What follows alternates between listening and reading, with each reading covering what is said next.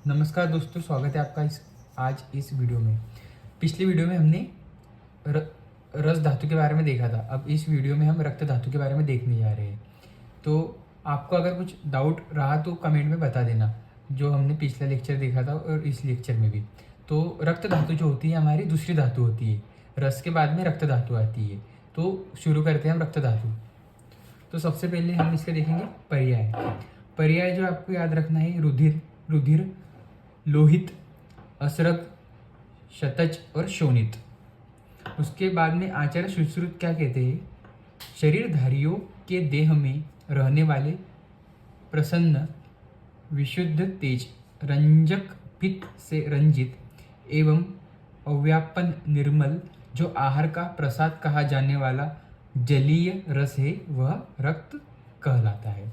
यानी आपने देखा होगा जो रक्त होता है उसकी जो क्रिया रहती है संपूर्ण शरीर में, यानी हृदय से संपूर्ण शरीर में रक्त जो जाता है उसकी क्रिया हमेशा चलती रहती है, जिस पर हमारे जीवन निर्भर होता है। अगर यह क्रिया रुक गई तो हमारा जो शरीर है उसका अंत हो जाएगा।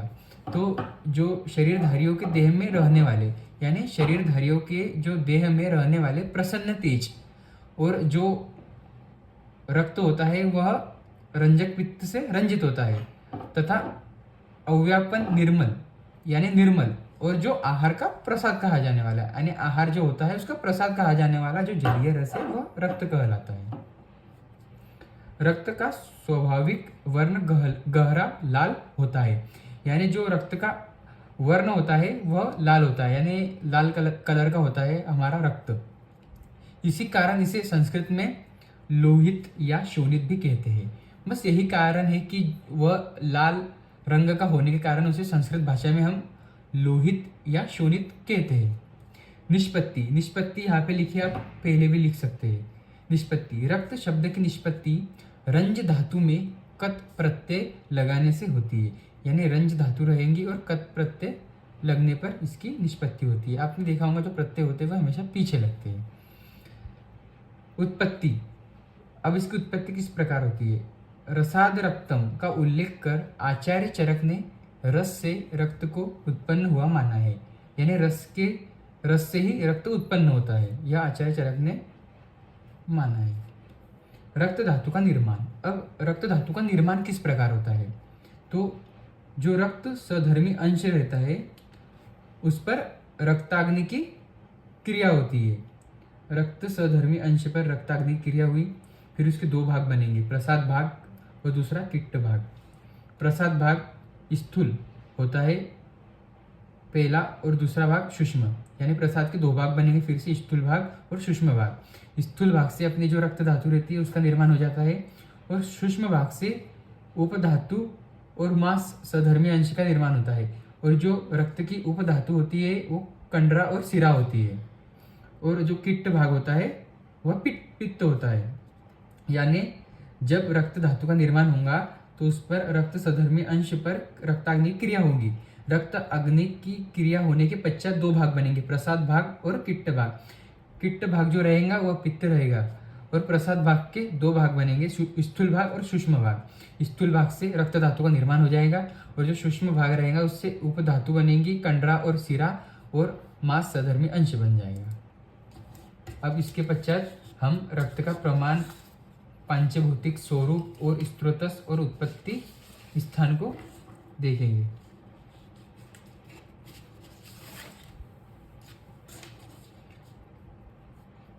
अब रक्त का प्रमाण, अब प्रमाण इसका जो है वो अष्टो सोनितस्य आचार्य चरक तथा दोनों वाग्भट ने रक्त की शरीर में मात्रा 8 अंजलि बताई है। यानी आचार्य चरक और दोनों वाग्भट ने जो रक्त की मात्रा होती है शरीर में वह 8 अंजलि बताई है।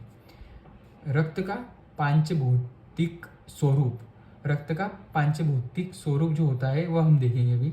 रक्त का विस्त्रगंधी होना पृथ्वी महाभूत के कारण होता है।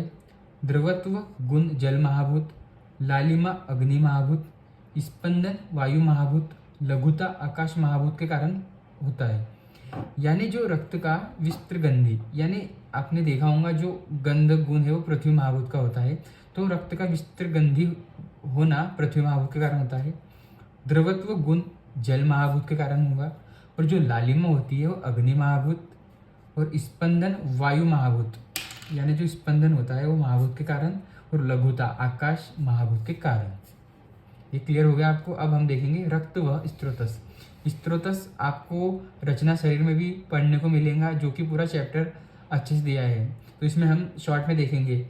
आचार्य सुश्रुत, इसका मूल यकृत प्लीहा तथा रक्तवाही धमनियाँ होती है।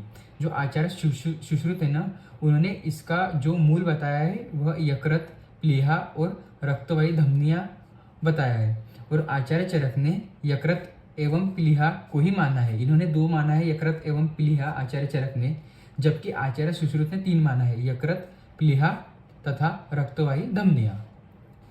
अब रक्त का उत्पत्ति स्थान। रक्त का उत्पत्ति स्थान जो है उसके बारे में हम देखेंगे। विभिन्न आचार्यों ने गिनाया है। विभिन्न आचार्यों ने क्या क्या गिनाया है? यकृत प्लीहा तथा आमाशय, जबकि आचार्य सुश्रुत ने यकृत एवं प्लीहा को ही अधिकृत माना है।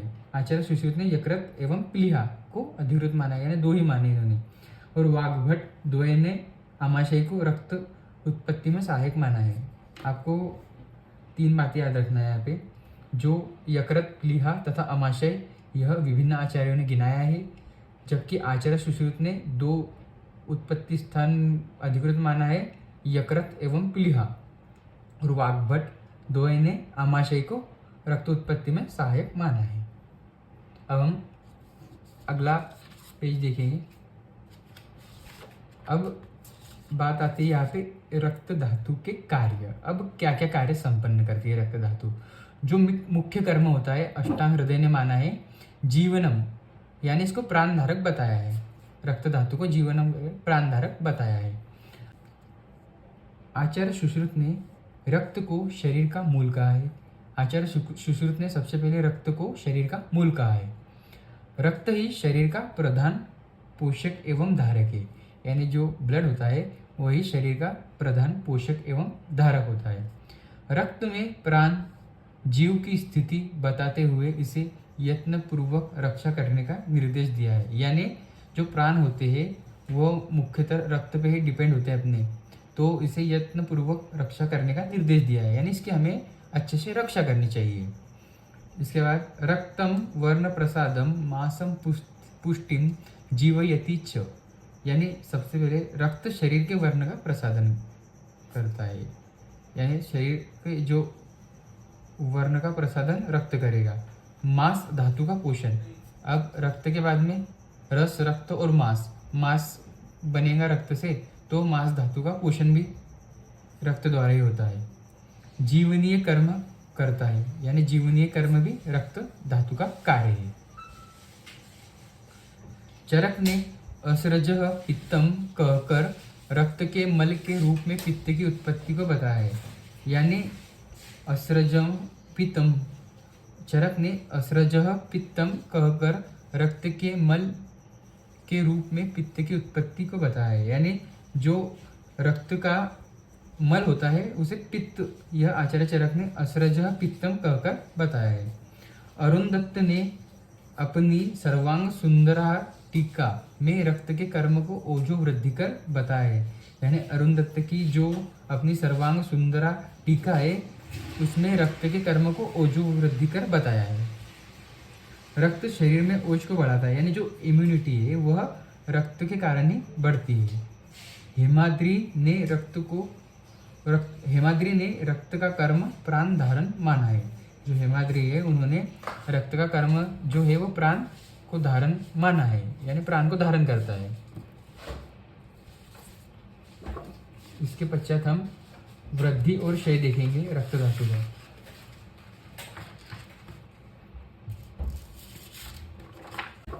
इसके पश्चात हम वृद्धि और क्षय देखेंगे रक्त धातु का।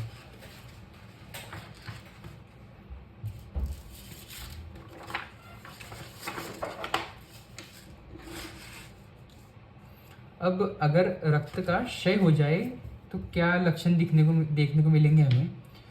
तो आचार्य चरक ने सबसे पहले कहा है त्वचा परुष, यानी त्वचा कठोर हो जाएगी। स्फुटित यानी फटी हुई, एंड त्वचा फट जाएगी। मलान यानी मुरझाई हुई दिखेंगी हमें, यानी मुरझा जाएगी त्वचा। रुक्ष हो जाती है यानी रूखी हो जाती है। आचार सुश्रुत, आचार सुश्रुत क्या बताते हैं लक्षण? त्वचा का कठोर होना, त्वचा कठोर हो जाएगी। अम्ल तथा शीत पदार्थों के खाने की इच्छा, अम्ल तथा जो शीत पदार्थ रहेंगे उनके खाने की इच्छा होगी। सिराओं में शिथिलता, जो सिराएं रहेंगी वो शिथिल हो जाएगी। चौथा, रक्त के क्षय होने से आगे की धातुओं का क्षय हो जाता है, यानी जब रक्त का क्षय हो जाएगा तो जो आगे की धातु होती है उनका भी क्षय होना प्रारंभ हो जाता है, और जो अग्नियाँ होती है वो भी मंद हो जाती है रक्त के क्षय हो जाने से। वात का परम प्रकोप हो जाता है, यानी वात का परम प्रकोप देखने को मिलेगा रक्त क्षय के लक्षणों में हमें। अब अगर इसके विपरीत वृद्धि हो जाए तो रक्त की शरीर में अतिवृद्धि होने पर शरीर तथा नेत्रों में सामान्य से अधिक लाली आ जाती है, यानी रक्त की अतिवृद्धि हो गई है तो इसके बाद में शरीर में तथा नेत्रों में जो सामान्य से अधिक लाली आ जाती है। उसके पश्चात अब रक्त की वृद्धि हो गई है तो उसके बाद में सिराएं रक्त से भर जाती है, यानी जब रक्त की वृद्धि हो जाएंगी तो सिरा भी रक्त से भर जाती है। अर्थात रक्त अतिवृद्धि उच्च दबाव का कारण होती है, यानी हाइपरटेंशन देखने को मिलेगी। इस दिशा में निद्रा अधिक आती है, यानी नींद की मात्रा भी बढ़ जाती है और निद्रा अधिक आएंगी। तो आपको याद रखना है कि रक्त की वृद्धि होने पर सिराएं रक्त से भर जाती है, अर्थात रक्त अतिवृद्धि उच्च दबाव हाइपरटेंशन का कारण होती है। इस दिशा में निद्रा अधिक आती है। तीसरा है, हर समय मद नशा चढ़ा सा प्रतीत होता है, यानी हर समय नशा चढ़ा सा प्रतीत होगा। चौथा, शरीर में दाह जलन होती है, यानी शरीर में दाह का अनुभव होगा। तो ये थे रक्त वृद्धि के लक्षण।